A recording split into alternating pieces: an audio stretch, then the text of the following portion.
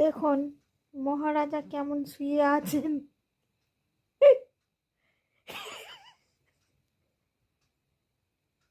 শুয়ে শুয়ে অপেক্ষা করছে ওর পাপাজি কখন ঘরে আসবে।